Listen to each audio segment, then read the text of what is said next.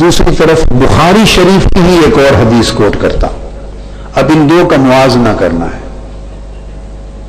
بخاری شریف کی وہ حدیث یہ ہے کہ ایک شخص ہے، ایک صحابی ہے، اس کا نام عبداللہ ہے.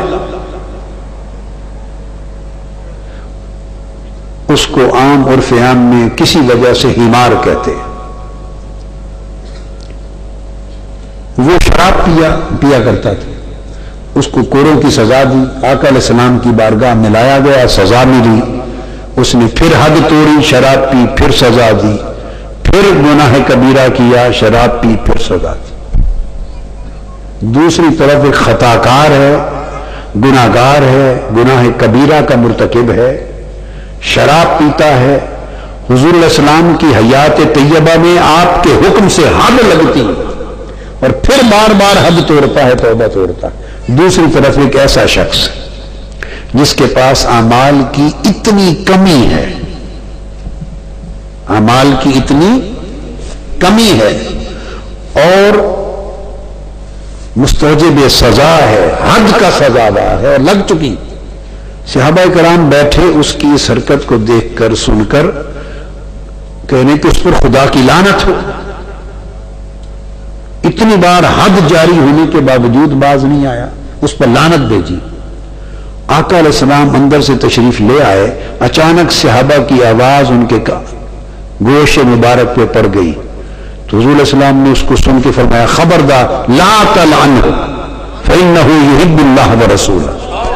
خبردار اس پہ لعنت نہ بھیجو، وہ اللہ اس کے رسول سے محبت کرتا. اب ان دو حدیثوں کا میں مانوی موازنہ کروانا چاہتا ہوں. مانوی موازنہ. ایک طرف یہ عالم ہے کہ عمل پلے ہی نہیں ہے اور بار بار شراب پیتا ہے شخص اور حد لگتی ہے اور اس پر لعنت بھیجی جاتی ہے کہ حد حضور نے لگوائی ہے بار بار اور پھر بھی نہیں رکتا. تو آقا نے نہ صرف لعنت بھیجنے سے منع کیا بلکہ اپنی زبان مبارک سے شہادت دے دی، گواہی دے دی کہ اللہ رسول سے محبت کرتا. محبت کئی کرتے ہوں گے مگر حضور نے گواہی ہر ایک کی نہیں دی. محبت کرنا اور بات ہے اور کسی کے محبت کرنے پر مصطفیٰ کا گواہ بن جانا اور بات ہے. آقا علیہ السلام گواہی دے رہے ہیں، سند مل گئی. اس پر بھی گواہی آقا نے دی ہے جس کے پاس اعمال کے انبار ہیں، ڈھیروں ڈھیر ہیں. اس پر بھی اپنی زبان مبارک سے گواہی دی کہ یہ دین سے اس طرح خارج جیسے تیر شکار سے خارج. اس کے اعمال دیکھ کر دین سے خارج ہونے کی گواہی دی. اس کی شراب خوری دیکھ کر اسے محبت کی گواہی دی. اب سن لیں وہ محبت کا قصہ کیا ہے. اس کی محبت تھی کیا محبت تھی؟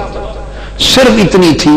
دوسری روایت میں آتا ہے کہ وہ دیکھتا تھا کہ ہر کوئی آتا ہے تو ہر کوئی آقا علیہ السلام کو اپنے دکھڑے سناتا ہے اور آپ ہر ایک کے دکھ اور غم سن سن کے بانٹتے ہیں، پریشان ہوتے ہیں. ہر کوئی حضور پر بوجھ ڈالتا ہے اپنی پریشانیوں کا اور کوئی حضور کا بوجھ نہیں اتارتا. تو وہ سارا دن مجلس میں بیٹھتا، تھوڑی تھوڑی دیر کے بعد کوئی لطیفہ سنا دیتا تھا.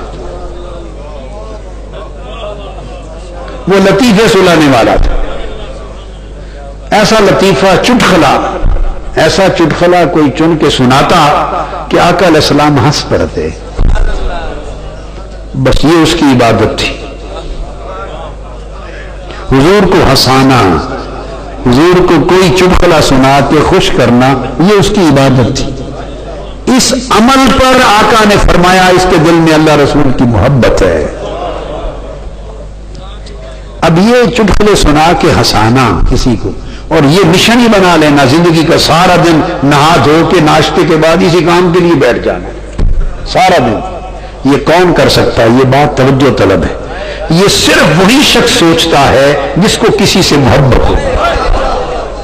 اوروں کو جہاد سے غرض ہے، کسی کو نماز سے غرض ہے، کسی کو تبلیغ سے غرض ہے، کسی کو سفیروں سے غرض ہے، کون آیا کون گیا، اسلام پر کیا بیتا کیا نہیں، کدھر مشکلات ہیں، کیا کرنا ہے، امت کے مسائل، ہر کسی کو ان معاملات سے غرض ہے، اس کو کسی شے سے غرض نہیں، صرف حضور کی طبیعت سے غرض ہے کہ حضور کا بوجھ اتاروں، حضور کی تھکن اتاروں، حضور کو ہنساؤں تاکہ آپ کی طبیعت مقدسہ میں فرحت آ جائے۔ اس کا مرکزی دھیان ہی اسی بات پر ہے۔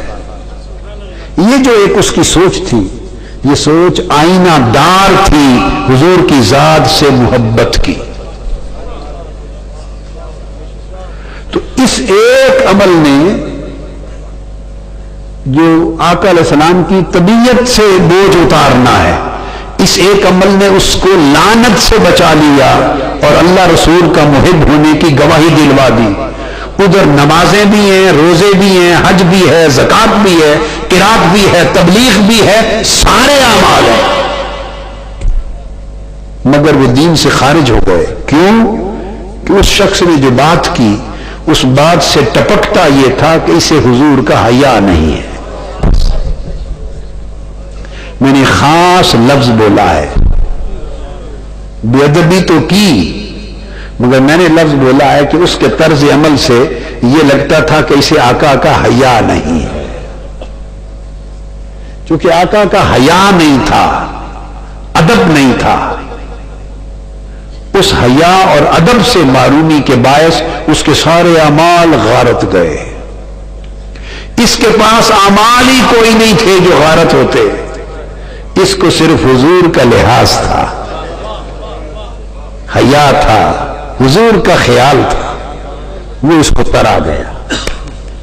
یہ دو طرح کے تعلق ہیں، ان کا موازنہ کرنے سے جا کے بات سمجھ میں آتی ہے کہ تعلق کی اصل کیا ہے۔